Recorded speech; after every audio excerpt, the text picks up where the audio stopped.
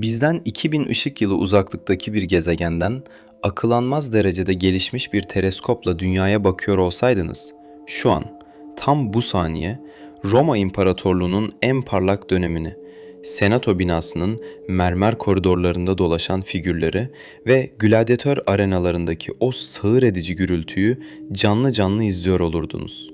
Onlar için Roma tarihin tozlu sayfalarında kalmış bir geçmiş değildir. Roma, evrenin o noktasından bakan gözlemci için tam şu an yaşanmaktadır.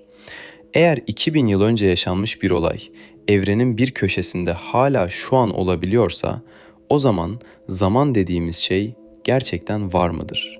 Yoksa biz sadece dört boyutlu devasa bir yapının içerisinde kendi bilincimizle ilerlediğini sanan biyolojik bir yanılsamaya hapsolmuş yolcular mıyız?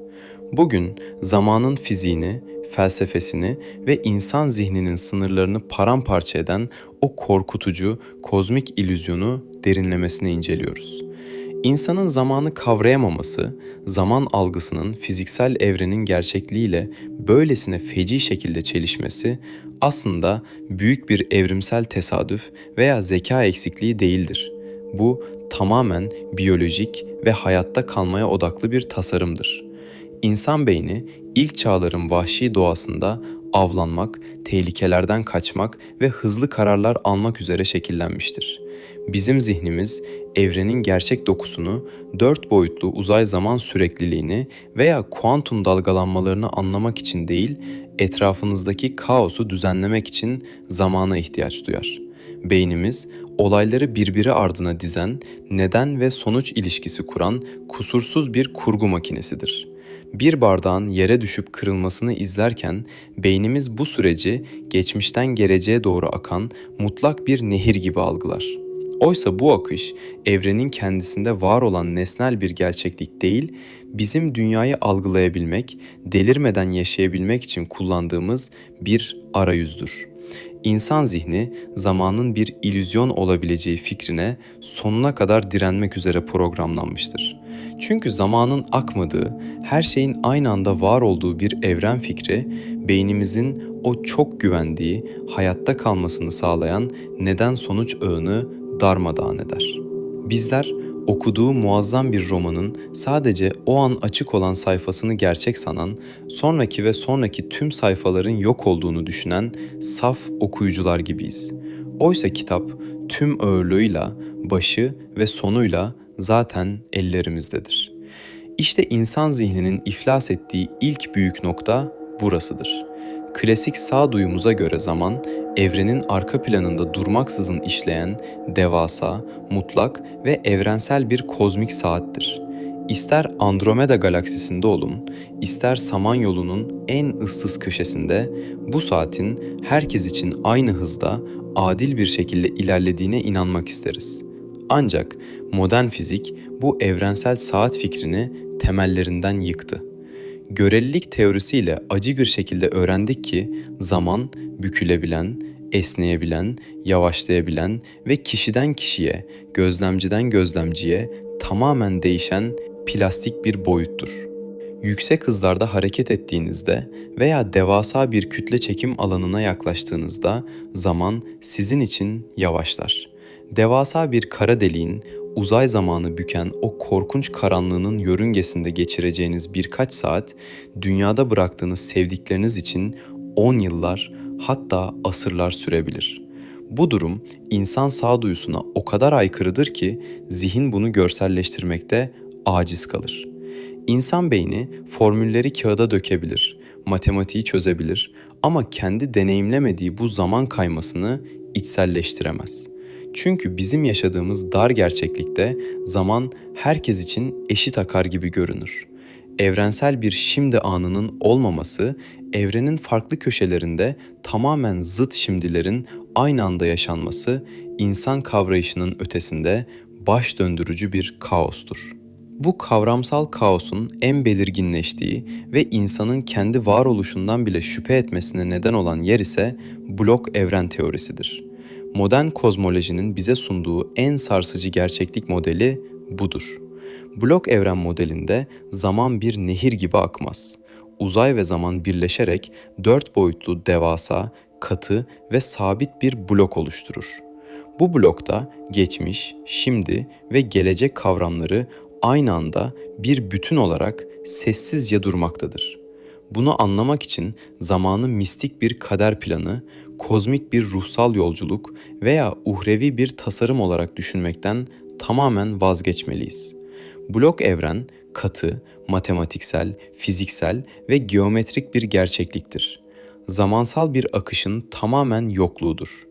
Bu 4 boyutlu yapıda senin ilk nefesini aldığın an, şu an bu kelimeleri dinlediğin saniye ve evrenin ısı ölümüyle karanlığa gömüleceği trilyonlarca yıl sonraki o soğuk an, uzay zaman koordinatlarında sabit, değişmez noktalardır. Tıpkı İstanbul'un ve Tokyo'nun şu an dünya üzerinde fiziksel olarak aynı anda var olması gibi, senin çocukluğun ve yaşlılığın da uzay zaman bloğunda aynı anda mevcuttur. Geçmiş yok olup gitmedi. O sadece senin şu anki bilincinin bulunduğu koordinattan uzakta kalan bir bölge. Gelecek henüz yazılmamış bir sayfa değil. O zaten orada.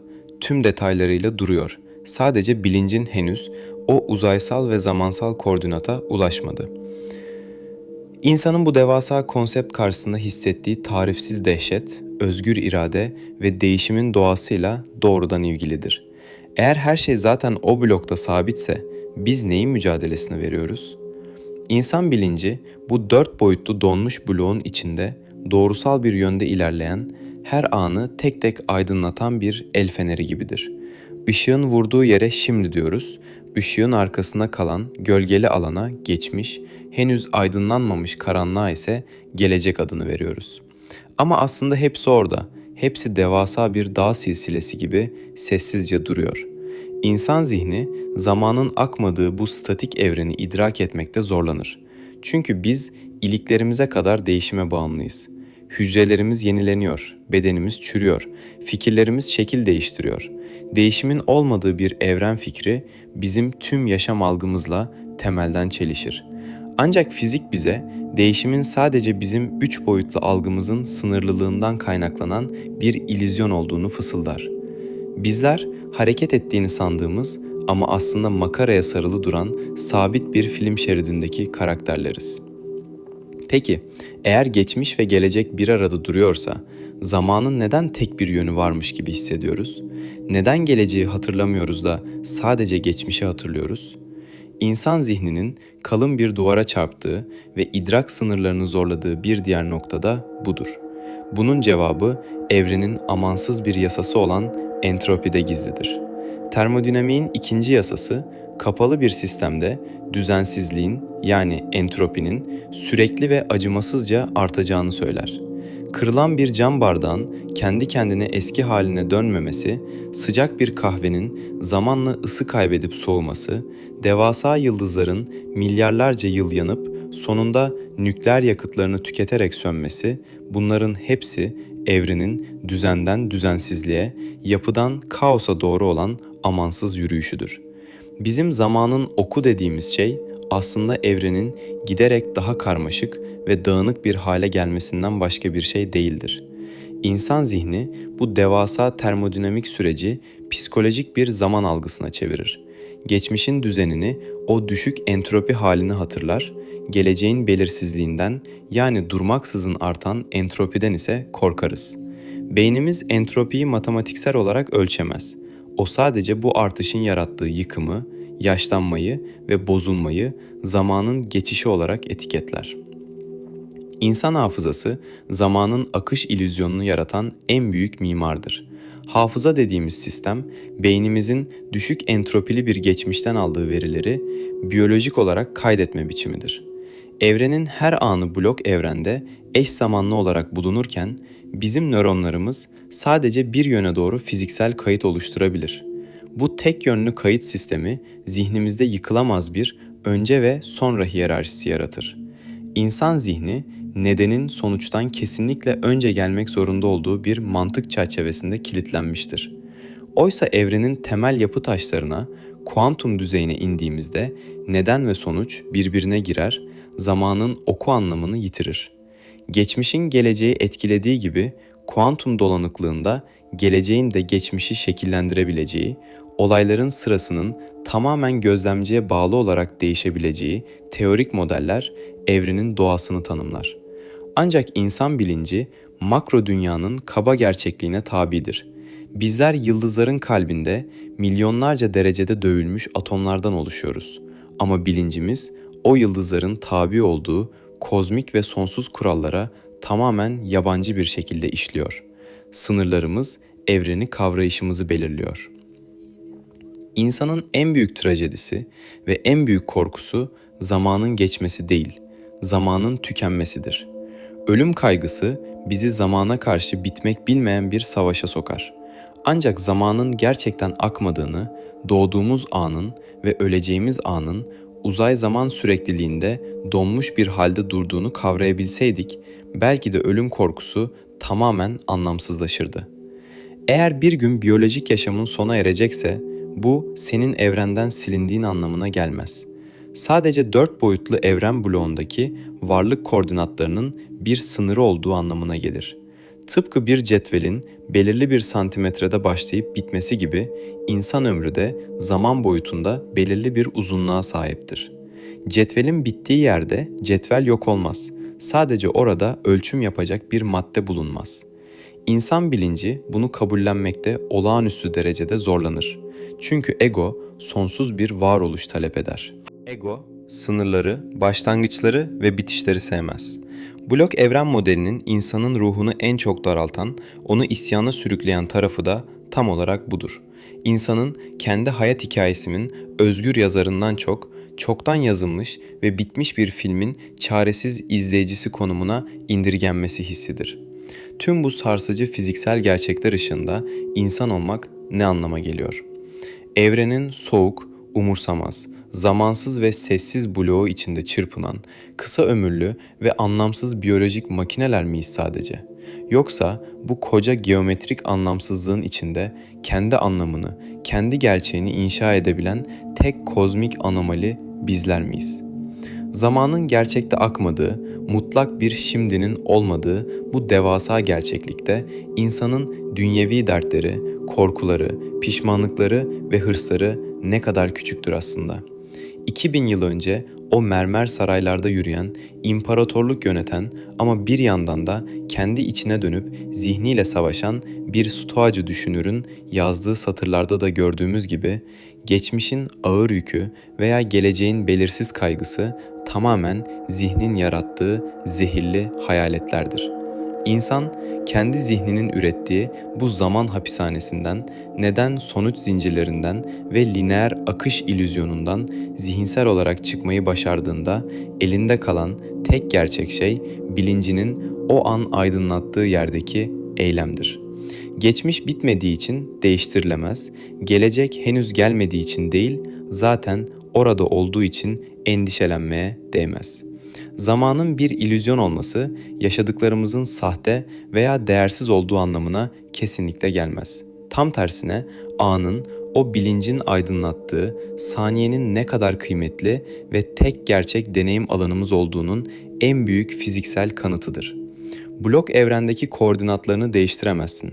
Zamanın o devasa kütleler etrafındaki bükülmesine veya entropinin artış hızına müdahale edemezsin.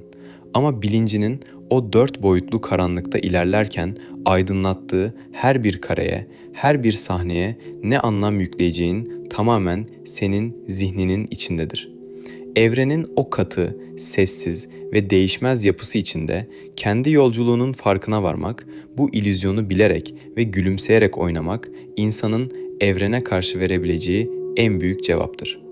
İnsanın zaman karşısındaki acizliği paradoksal bir şekilde onun en büyük özgürlüğüdür. Zamanı kavrayamamak, onu kendi zihnimizde yaratmamızı, günleri haftalara, yılları asırlara bölüp anlamlandırmamızı sağlar. Sonuç olarak uzayın o dondurucu karanlığından dünyamıza bakan o gelişmiş gözlemci için bizler sadece teleskobun merceğine düşen zayıf ışık oyunlarıyız.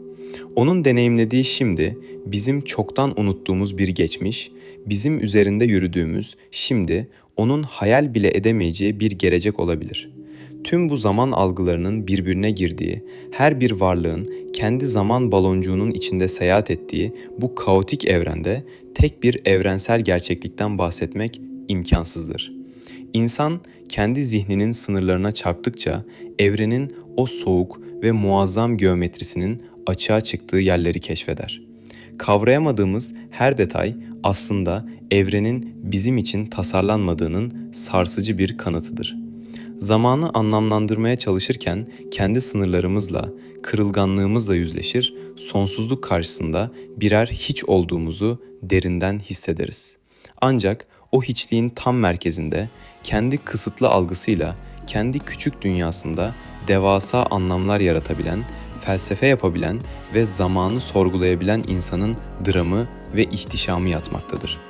Zamanın var olup olmaması artık uzay zaman dokusunun bir fizik problemi olmaktan çıkar. Senin kendi varoluşuna, bilincinin aydınlattığı o kısa ana nasıl bir değer biçeceğinle ilgili en temel anlam arayışına dönüşür. Zaman belki de hiç var olmadı. O sadece bilincin evreni anlama çabasıydı. Ama sen buradasın. Bu metni okuyan bilinç senin içinde uyanık. Ve bu kavrayış zamanın ötesinde, evrendeki tüm kara deliklerden, bükülen uzaydan ve sönen yıldızlardan çok daha büyük bir mucizedir.